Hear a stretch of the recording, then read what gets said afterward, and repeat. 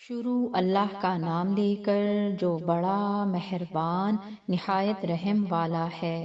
سورہ الرعد آیت 32 تا 43۔ اور تم سے پہلے بھی رسولوں کے ساتھ تمسخر ہوتے رہے ہیں تو میں نے کافروں کو مہلت دی، پھر میں نے ان کو پکڑ لیا، سو دیکھ لو کہ میرا عذاب کیسا رہا۔ تو کیا وہ جو ہر شخص کے اعمال کا نگراں و نگہباں ہے، وہ بتوں کی طرح بے علم و بے خبر ہو سکتا ہے؟ اور ان لوگوں نے اللہ کے شریک مقرر کر رکھے ہیں۔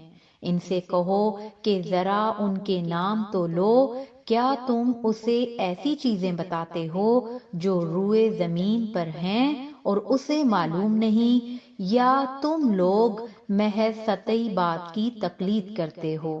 اصل یہ ہے کہ کافروں کو ان کے فریب خوبصورت معلوم ہوتے ہیں اور وہ ہدایت کے رستے سے روک لیے گئے ہیں، اور جسے اللہ گمراہ رہنے دے اسے کوئی ہدایت کرنے والا نہیں۔ ان کو دنیا کی زندگی میں بھی عذاب ہے اور آخرت کا عذاب تو بہت ہی سخت ہے، اور ان کو اللہ کے عذاب سے کوئی بھی بچانے والا نہیں۔ جس جنت کا پرہیزگاروں سے وعدہ کیا گیا ہے، اس کی شان یہ ہے کہ اس کے نیچے نہریں بہہ رہی ہیں، اس کے پھل ہمیشہ باقی رہنے والے ہیں اور اس کے سائے بھی۔ یہ ان لوگوں کا انجام ہے جو متقی ہیں، اور کافروں کا انجام دوزخ ہے۔ اور جن لوگوں کو ہم نے کتاب دی ہے وہ اس کتاب سے جو تم پر نازل ہوئی ہے خوش ہوتے ہیں، اور بعض فرقے اس کی بعض باتیں نہیں بھی مانتے۔ کہہ دو کہ مجھ کو یہی حکم ہوا ہے کہ اللہ ہی کی عبادت کروں اور اس کے ساتھ کسی کو شریک نہ بناؤں۔ میں اسی کی طرف بلاتا ہوں اور اسی کی طرف مجھے لوٹنا ہے۔ اور اسی طرح ہم نے اس قرآن کو عربی زبان کا فرمان بنا کر نازل کیا ہے، اور اگر تم علم آ جانے کے بعد ان لوگوں کی خواہشوں کے پیچھے چلو گے تو اللہ کے سامنے کوئی نہ تمہارا مددگار ہوگا اور نہ کوئی بچانے والا۔ اور اے نبی، ہم نے تم سے پہلے بھی پیغمبر بھیجے تھے اور ان کو بیویاں اور اولاد بھی دی تھیں، اور کسی پیغمبر کے اختیار کی بات نہ تھی کہ اللہ کے حکم کے بغیر کوئی نشانی لے آتا۔ ہر حکم قضا کتاب میں لکھا ہوا ہے۔